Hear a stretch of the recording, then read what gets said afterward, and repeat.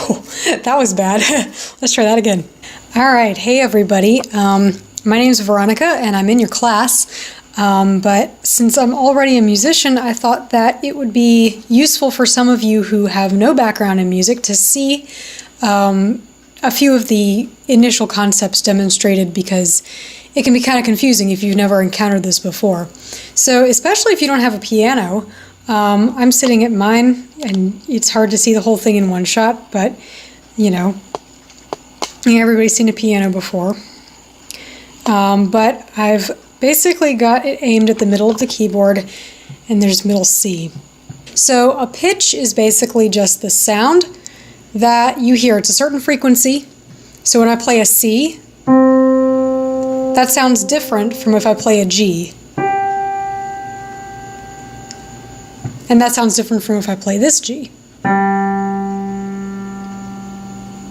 The piano is not the only instrument that can have different sounds or different pitches associated with it. You can have, let's do a guitar. So a guitar, you heard me play a C, a G, and then a G on the piano.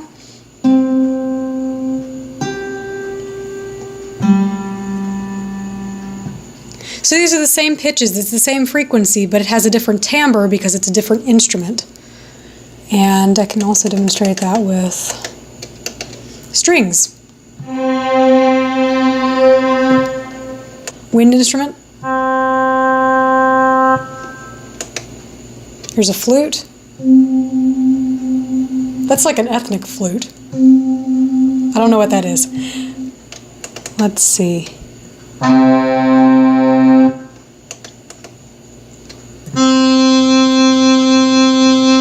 Got some crazy vibrato in it, but as you can hear that all of those, I played the same note on the piano here, and the same frequency was heard for each of those instruments.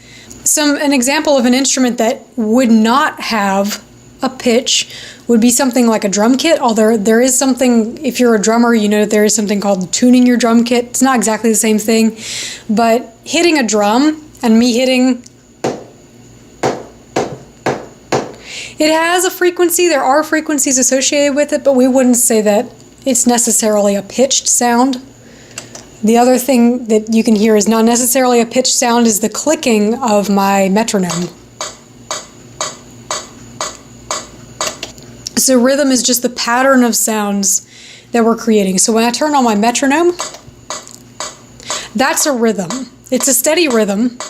The pattern is that there are 120 beats evenly spaced in a minute. And that might sound different if I turn it down. Now I'm at 83 beats per minute. So those are steady rhythms, but you can also have rhythms that are not exactly steady, like not every beat has the same length. So you could have a rhythm that goes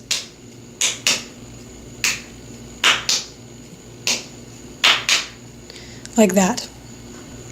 So when you're first looking at the keyboard, there are 88 keys here, and if I'm going to read music and be able to reproduce it accurately, I need to have kind of a reference as to what everything is.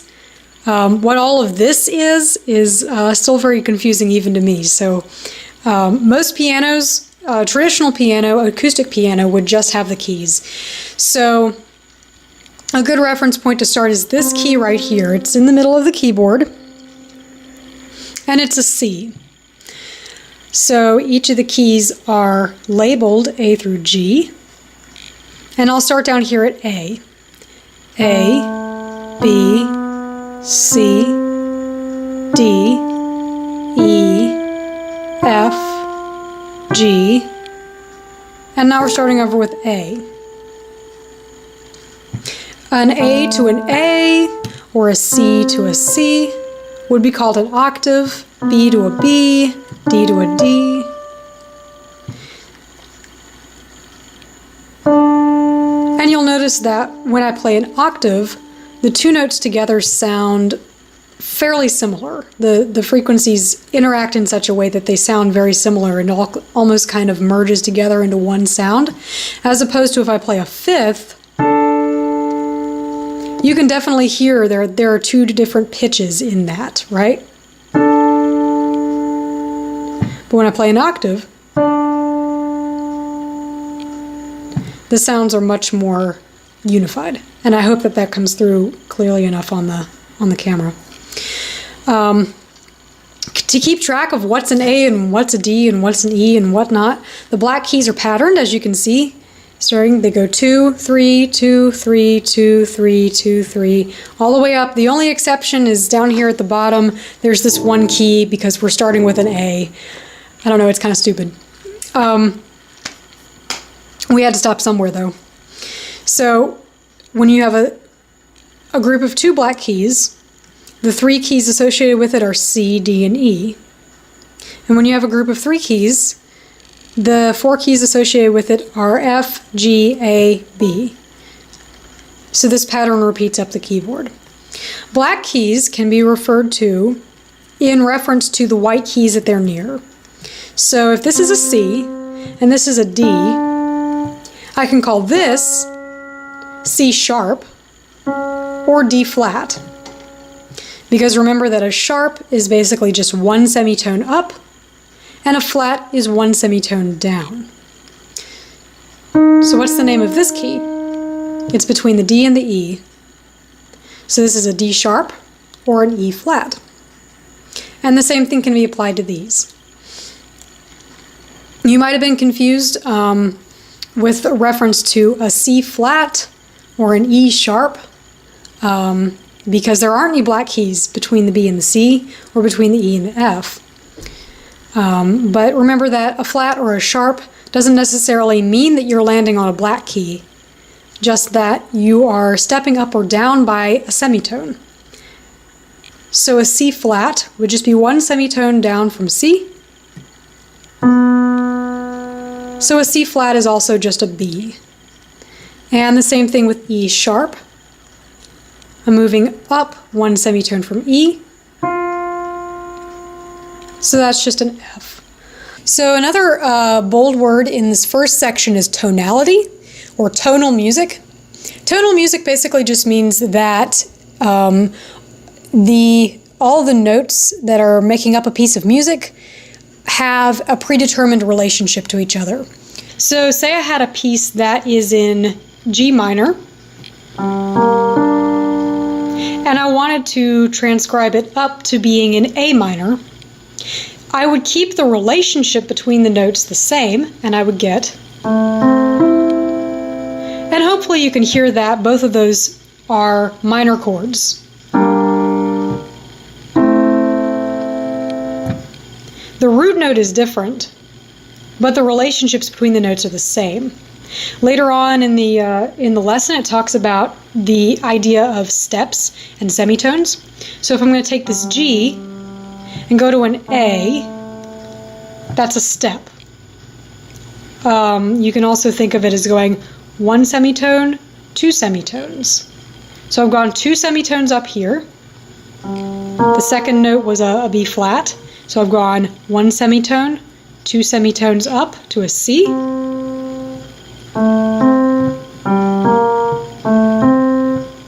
And then the last note in my G chord was a D. So I went up 1 semitone, 2 semitones. So altogether it's... So I've kept the relationships between the notes the same, and I've just shifted it up. So that's kind of an example of how tonal music might work. If you don't have a piano, this might be really helpful to see. I'm talking about the part of the notes where we're showing ascending steps, and descending steps, and ascending leaps and descending leaps. So I'll use part of a song that I've written as an example of steps and leaps. So in the chorus of the song, I'm on octaves, but I'll just play the bottom note for you.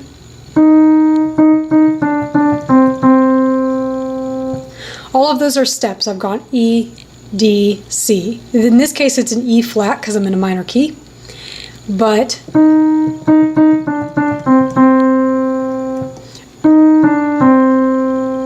these are steps. If I had a G major, steps might look like.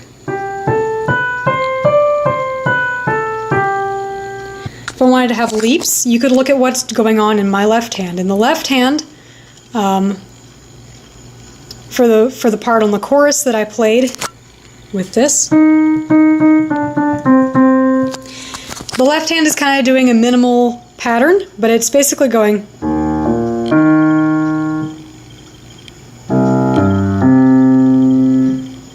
So in this case, I've gone E to a B to an E, and then C, G, C. So those are leaps just because an E and a B are not adjacent to each other, and neither are a C and a G. These are both ascending because they're going from the left side of the keyboard, a lower pitch, to the right side of the keyboard, a higher pitch. Same thing there. Later on in the kind of the pre-chorus of the piece, I do kind of an ascending and then a descending leaps. So it goes.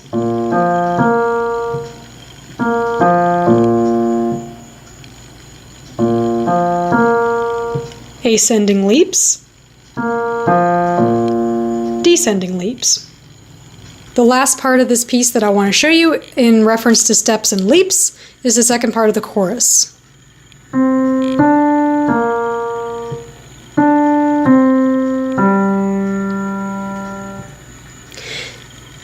So take a minute to look at that and just, for each note change, try to think, is this ascending or descending? And is it a step or a leap?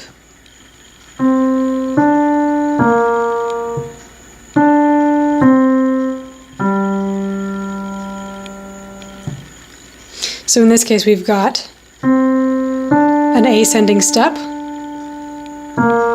descending leap, ascending leap, descending step, descending leap. In your lesson, you see that there, in the treble clef, you're starting with a middle C is on the ledger line just below the staff. And we go all the way up. You can see C, D, E, F, G, A, B, C, D, E, F. So if you want to look at this figure, I'm going to play along with the notes that are here.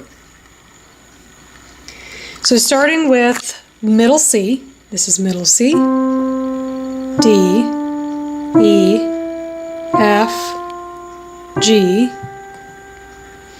A, B, C, D, E, F. So if you want to look at this figure right here, I'll play along with that one. F, A, C, E. And those are the spaces on the treble clef. The lines on the treble clef are E, G, B, D, and F. And let's look at this figure here. I'll play along with that. So the first note we have is an F sharp, so here's the F. Go up one semitone, F sharp. A sharp, C sharp, and E sharp. Now let's look at this figure that's showing the different flats on the staff. Starting with G flat, G flat, D flat, and F flat. Alright, to wrap up the lesson, I'm going to play a little something on the keyboard for you to see. some steps, some leaps. I'll try to say some of the names of the keys just so you can follow along. And I'm doing my best, but I'm about a mile away from the keyboard right now. So if you can see, starting on an E flat, B flat, E flat, B flat, right?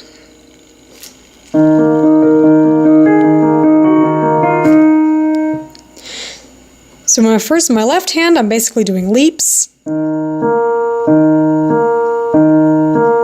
in my right hand, I'm also doing mostly leaps.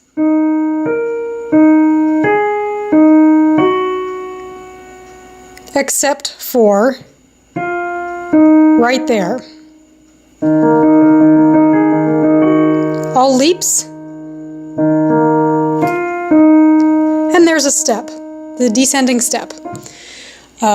Also, for this phrase, everything's ascending, except for that last is descending.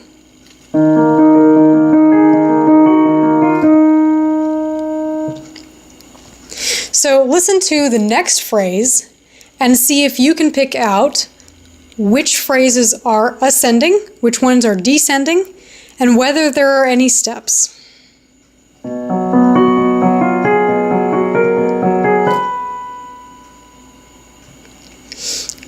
So one more time by ear.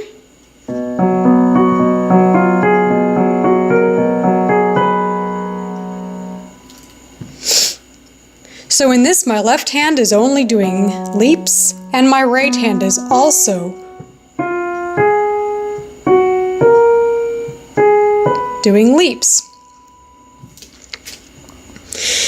In this case, I'm using, these are going to be, because of the key this is in, although I could call this note here B flat or A sharp, I'm going to call it A sharp just because of the key that I'm in. So I'm on a B, an F sharp, B, F sharp, F natural, G sharp, F sharp, A sharp, G sharp, B. So in the music, when you're looking at it, the key signature would be denoted at the beginning of the measure. And you'd see all the sharps in it. But you would notice that when I got to here, this F would have a natural sign by it because it's sharp in the key and I'm playing it natural here.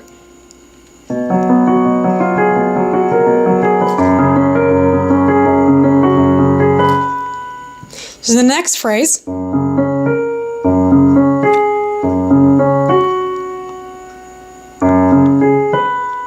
all ascending. Each phrase is ascending, that is. Each phrase moves down a little bit. But for each set of 4 notes, I'm moving up the keyboard. So you're wondering maybe why is there a pattern to ascending or descending? And I'll tell you, for this song in particular, it was composed on a harp. I play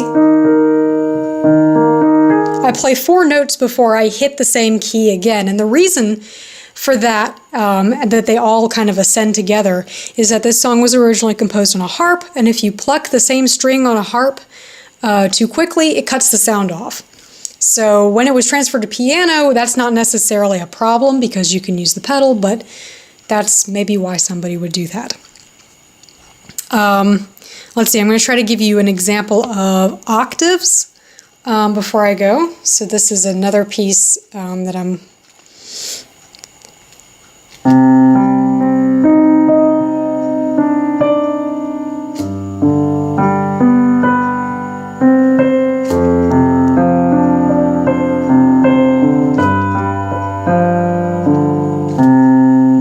So in that piece, it's really common for the left hand to play a 5th and then complete the octave. But basically what I've got is an octave, get rid of my other fingers, on the C's, and then an octave on the E flats, and then on the D's. This is hard, sorry. You see that I'm on the Ds, right? There you go. And then I'm going to Gs.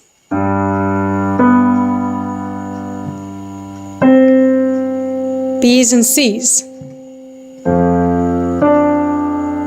Fs, you can barely see it down here, but these are Fs and Ds.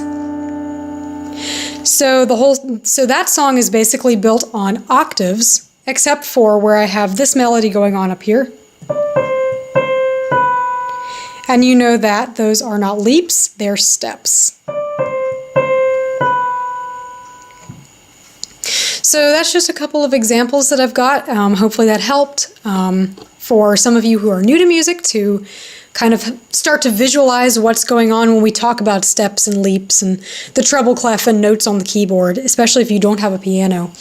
I will say, if you're on the UNC campus, in the basement of Hill Hall is kind of over near, if you know where Keenan Music Building is on Columbia, and you kind of go back behind that, Hill Hall is the building behind Keenan Music Building.